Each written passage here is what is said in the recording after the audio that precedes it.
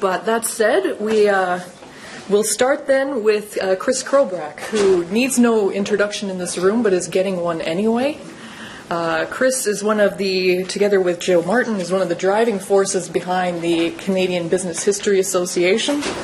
He's also the Wilson Curry Chair of Canadian Business and Financial History here at Rotman. And he'll be speaking to us this afternoon about Deutsche Bank and his research thereon. Thank you very much. This works the standard way. Yes, there it is. Okay.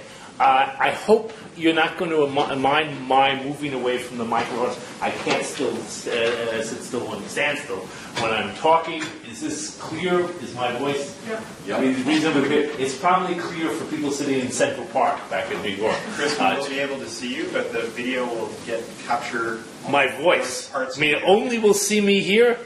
But can we go to get a wider? It's very good. I can improve the video a lot by stepping out of it. Thank you very much. I've enjoyed this immensely. It's been a real honor to have you all here. My participation in this has been one of the nicest things that I've done since coming to Toronto. Now, I'm a great believer in the KISS principle. You all know what the KISS principle is. Keep it simple, stupid. Okay, works well for me. This presentation is has one very simple point that has lots and lots of what I hope will be good illustrations to make the point clear. And when I studied philosophy as a young man, my mentor said, always give examples. Examples help clarify things. So this will give examples of the point that I want to make. You all know what plagiarism is. Okay? Plagiarism when you steal from one person, research when you steal from lots of people. Okay? This is plagiarism, but it's plagiarism from myself, because virtually everything here is really taken from my book on Deutsche Bank in the United States. Okay? So the simple point is this: cross-border business, multinationals, but it doesn't have to be, as someone pointed out. It really can be even with networks or with relations between private companies, partnerships with family members. If you're dealing cross-border, there is almost by definition a more complex problem with managing social responsibility. Okay?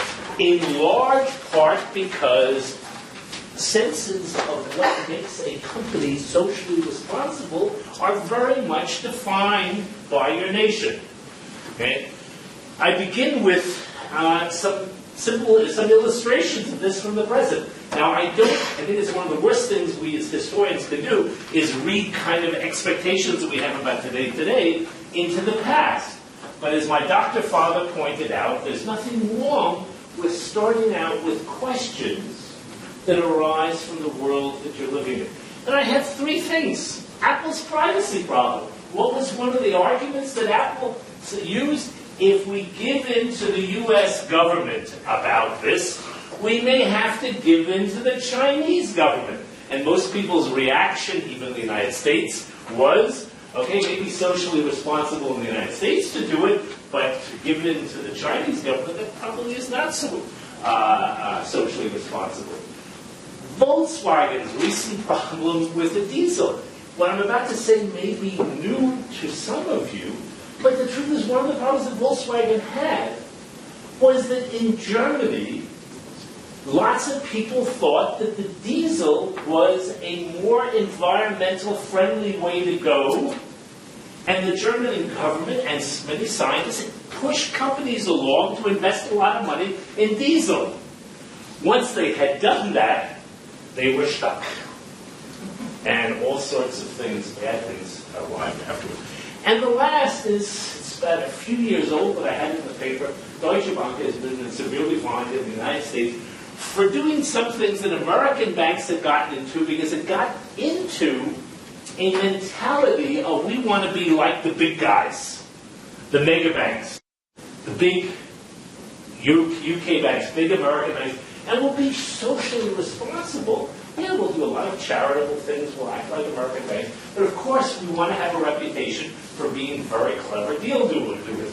Well, that got them into some problem. They got away from some older German notions of what it meant to be socially responsible. Okay, why I give the example, I think also clarity, but also to illustrate the depth and breadth of the problem. Okay, some of these things go back a long way, and some of them are, it's hard, the depth and breadth go to the heart of some of the most important parts of their business models, because the Deutsche Bank felt it had to be a big bank, do a lot of business in the United States. Now, for a long while, okay, this is what I have here, 150-year-old quest to Deutsche Bank is Deutsche Bank's white whale. Okay, so there are lots of people at Deutsche Bank I talked to that we have never made any money from our business in the United States. But this has been pursued generation after generation by leaders of Deutsche Bank being a big, not a big bank, because some of the time it couldn't be a bank at all in the United States, just doing business with the United States. The model was basically being able, in the very beginning, to make business out of the United States by steering German investors into investments in the United States and say, hey guys, it's okay, we're there, we'll watch. We, or someone we nominate, will watch for you. Now, why I say one of the things that illustrates what a problem this is, why the two nations are so important. The damn bank began as a national project. Okay?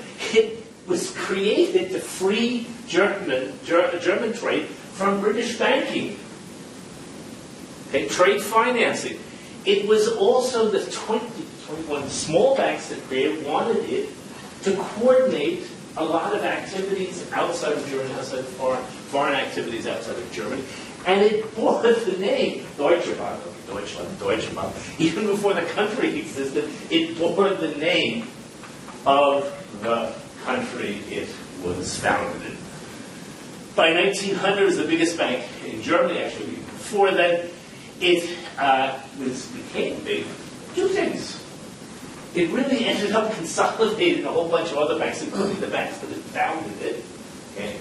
And it also became big because it developed a really good reputation for being able to do things outside of Germany. Okay, and as I said a moment ago, the United States was its white whale that has never been a very satisfying port. Whoops, wrong way, Kobrak. There we go. Up. No. What did I do wrong? Break? Okay, that sounds good. What did you do right? And I don't know. Okay. The coming of war in Europe, that sounds good.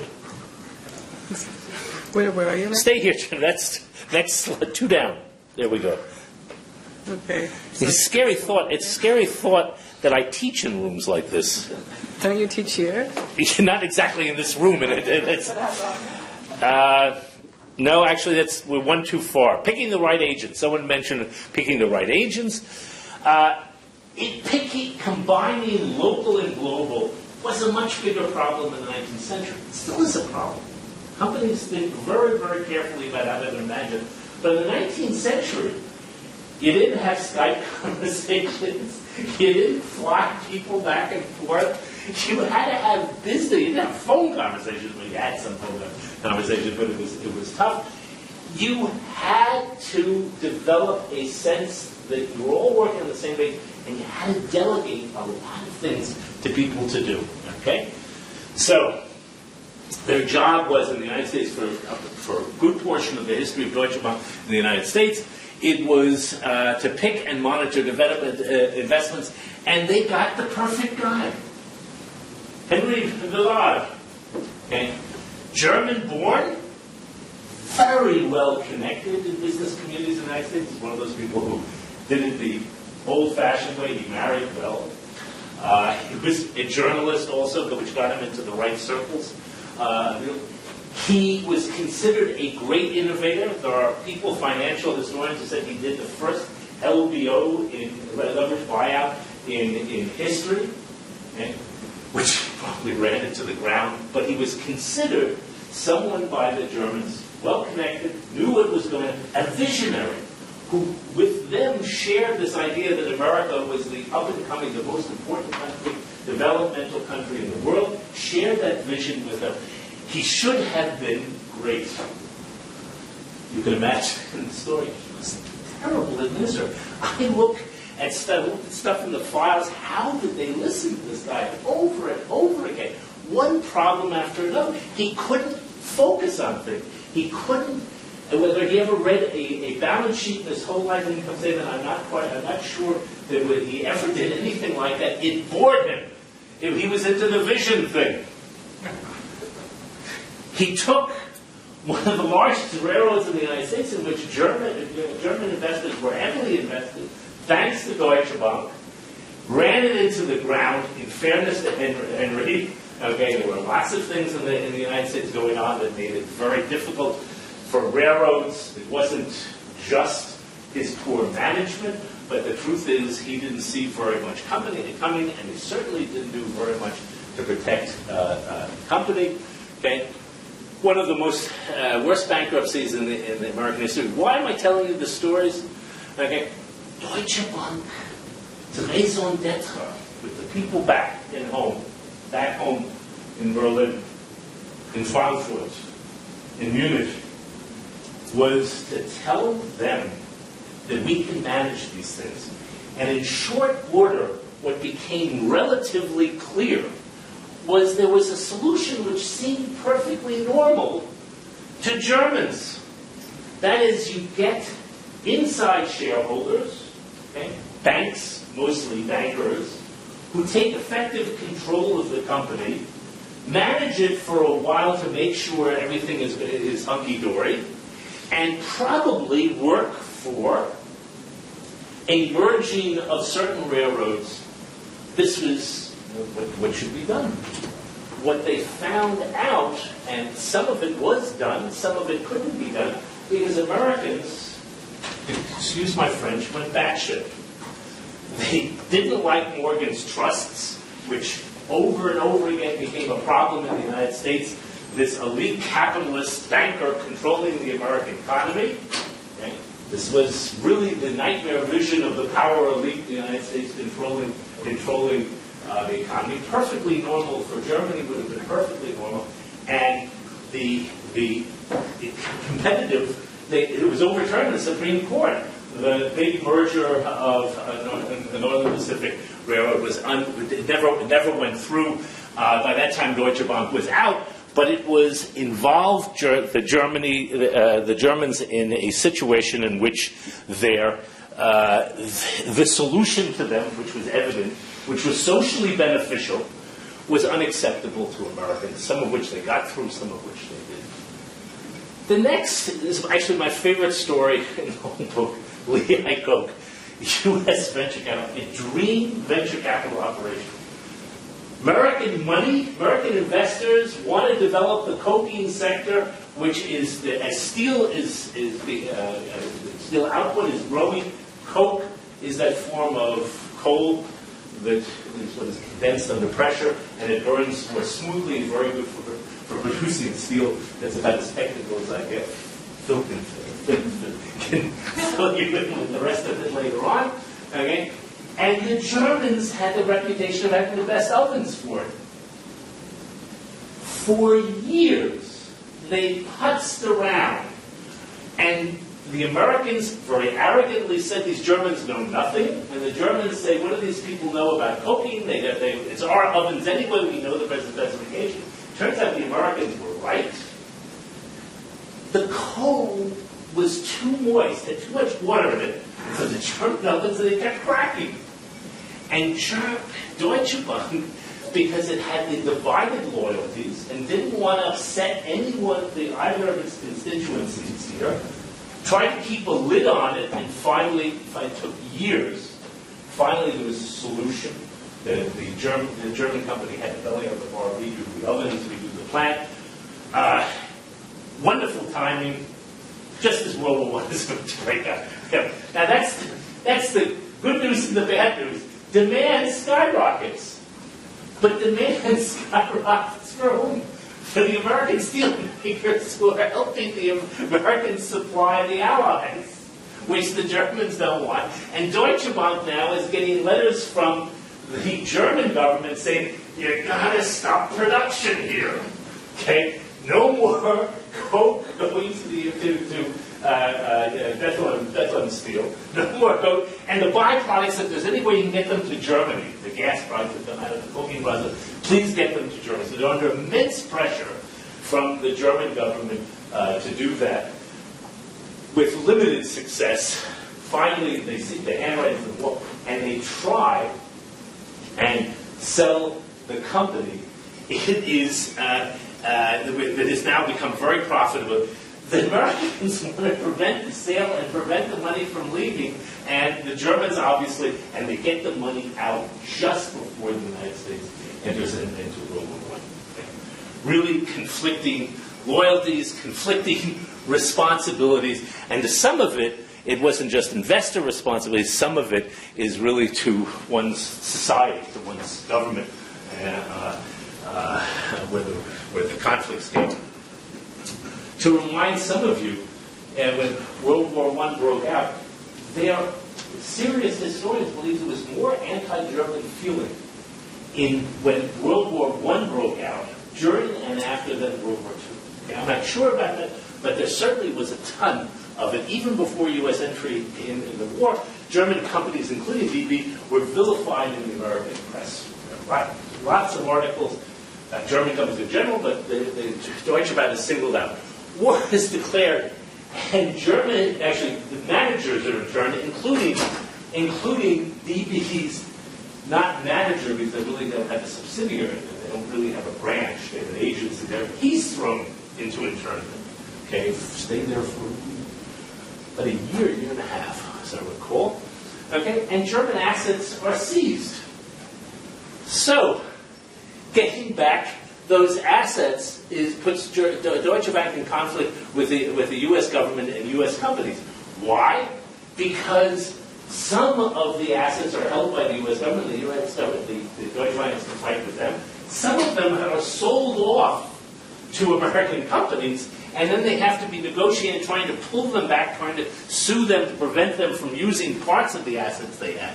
Okay? And what it has done is World War I has completely shifted what their role is in the world, which used to be bringing German money into the United States, and suddenly it's managing the flow in the other way. Germany needed foreign investment, okay, but here's the kicker that we're talking about the preferred shares. Why I know the preferred shares is that Germany did not want U.S. or any other money for that matter if it came in the form of foreign direct investment. Don't buy our companies. Lend us the money or buy small portfolio equity investment was okay. Deposits were okay.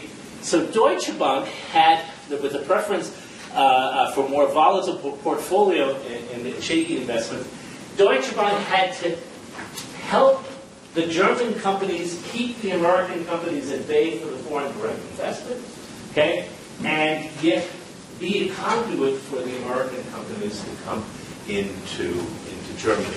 It was a huge reversal of roles, helping capital come into Germany, keeping German capital, and keeping German capital in America, because some of the companies that finally did get their money back wanted to keep the money in the United States, and they helped them with certain schemes do that, keep assets that they had gotten back in the United States.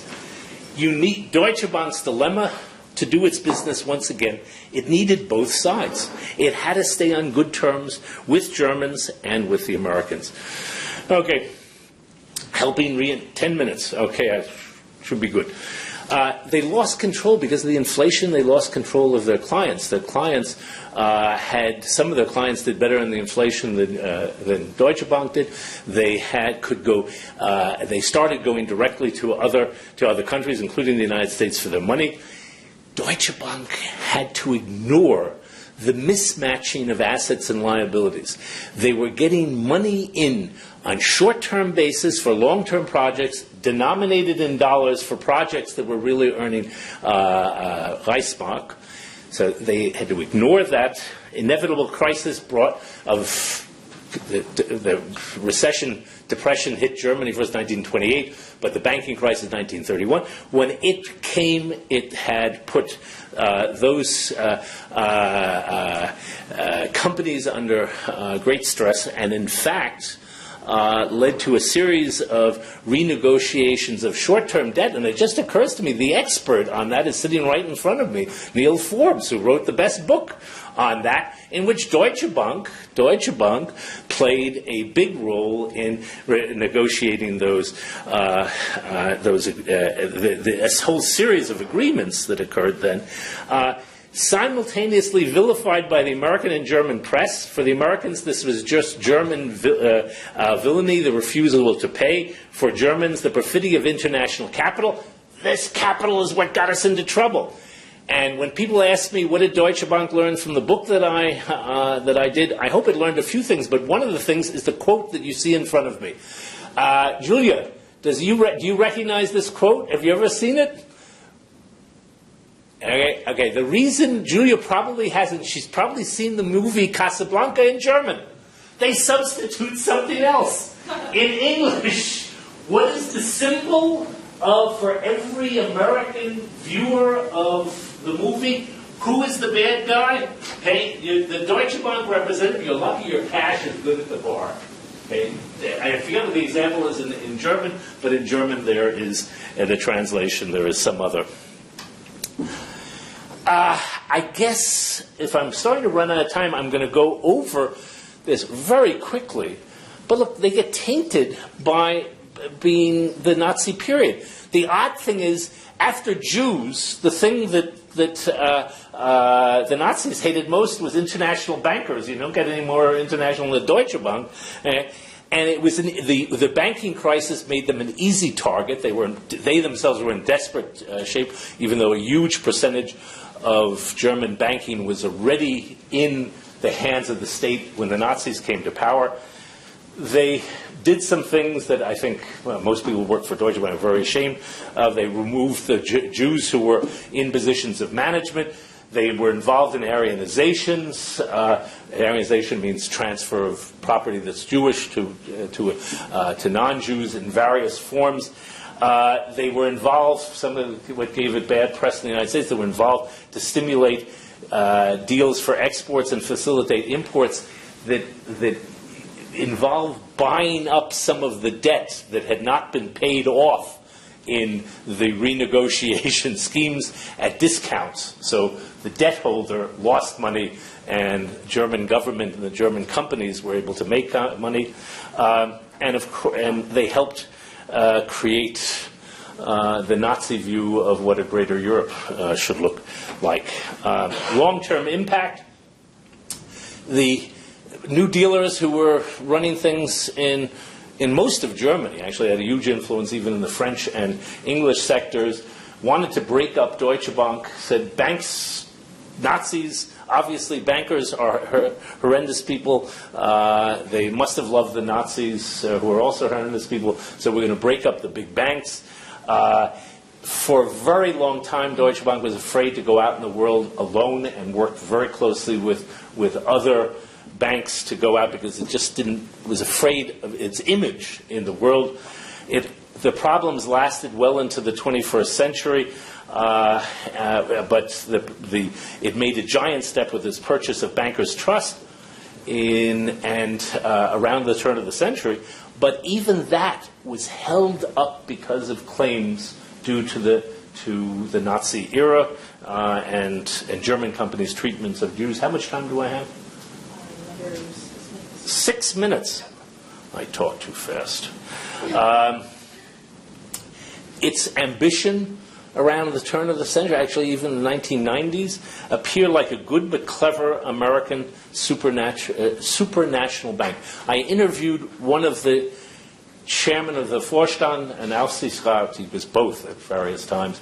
And I asked him, do you guys know what the long-term capital management is, the crisis, 1998, this hedge fund that basically went bankrupt?